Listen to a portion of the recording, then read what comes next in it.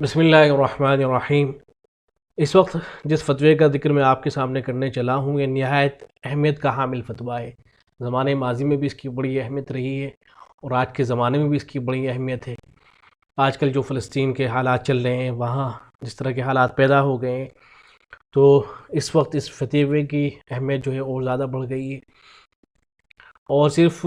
اہل فلسطین کے مسلمانوں ہی کے لیے یہ فتویٰ اہمیت کا حامل نہیں ہے،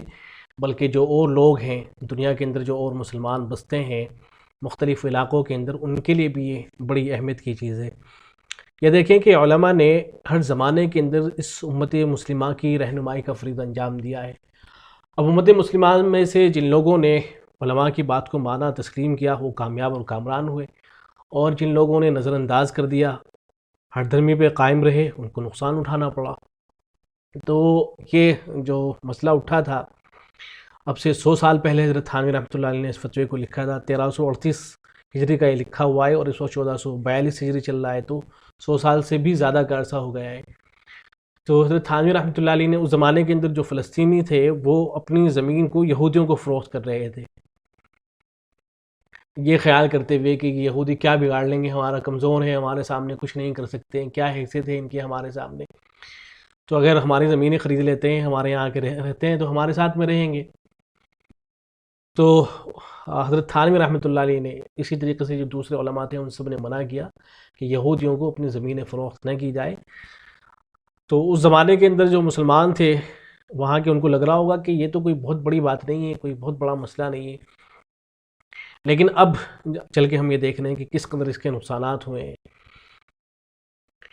اور یہ فتویٰ جو ہے، جو دنیا کے اندر اور مسلمان بستے ہیں ان کو بھی اس سے سبق لینا چاہیے۔ مثال کے طور پر کشمیری حضرات ہیں، کشمیر کے اندر جو مسلمان رہتے ہیں،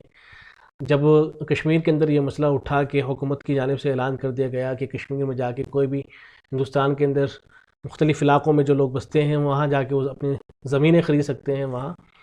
تو ایسے میں حضرت مفتی تقی عثمانی دامت برکاتہم العالیہ نے یہ فرمایا کہ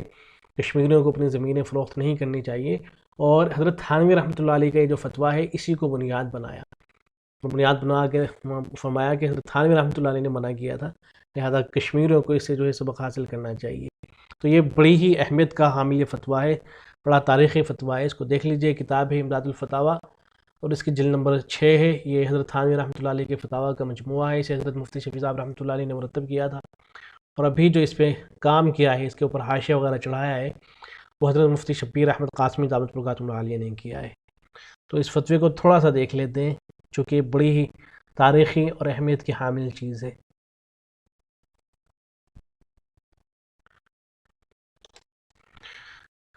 یہ دیکھیں، یہ اس کا عنوان ہے،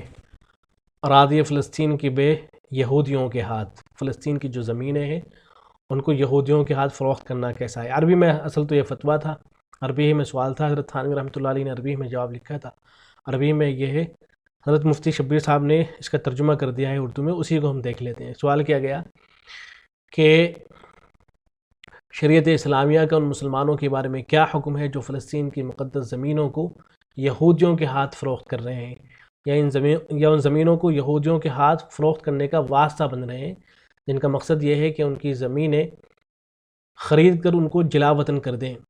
اور ان کی مسجد اقصیٰ پر ناحق غلبہ حاصل کر لیں، اور مسجد اقصیٰ کی جگہ پر اپنے ہیکل نامی کنیسہ کی تعمیل کر لیں۔ یہ جو ہیکل ہے اسے ہیکل سلیمانی بھی کہا جاتا ہے، اس کے بارے میں بھی کسی وقت روشنی ڈالی جائے گی کہ یہ ہیکل کیا چیز تھا اور اسلامی نقطۂ نظر کیا ہے، آیا ہیکل نام کی کوئی چیز وہاں تعمیر بھی ہوئی تھی یا نہیں، یا بس ایسے ہی ہے کہ پروپیگنڈا ہے۔ اور فلسطین میں ان اسلام دشمن ممالک کی مدد اور تعاون سے ایک یہودی ریاست قائم کر لیں کہ جو ممالک اسلام اور مسلمانوں کے مقابلے میں ہر ممکن کوششوں میں مصروف ہیں، اور ان کے اس خطرناک عمل پر کوئی روک ٹوک اور نکیر کرنے والا نہیں ہے۔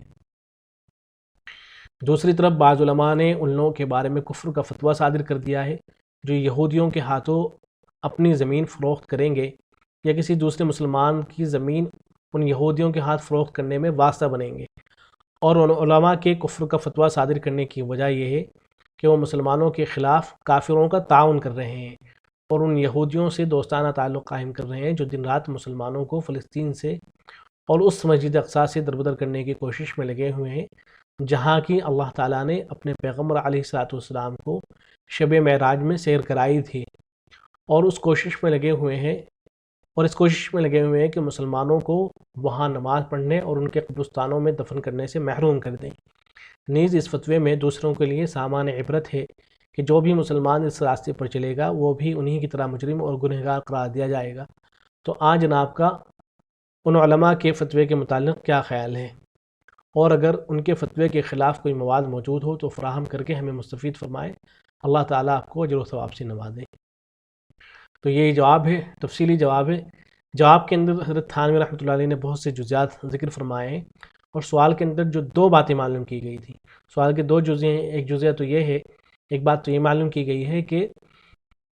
اہل فلسطین کو یہودیوں کے ہاتھ اپنی زمین فروخت کرنا کیسا ہے، تو اس میں حضرت تھانوی رحمۃ اللہ علیہ نے بہت سے جزیات کو ذکر کرنے کے بعد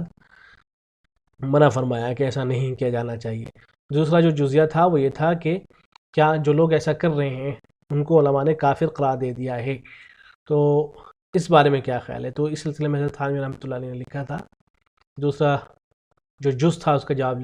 دیتے ہوئے فرمایا تھا، اور جز ثانی کا جواب یہ ہے کہ اس کا فتویٰ دینے والے اہل بصیرت اور معاملہ فہم علماء ہیں، تو یہی اقرب ترین تدبیر اور رہنمائی ہے، اور علماء کو ان جیسے معاملات میں سربراہی کا حق حاصل ہے۔ واللہ عالم بالصواب۔ تو یہ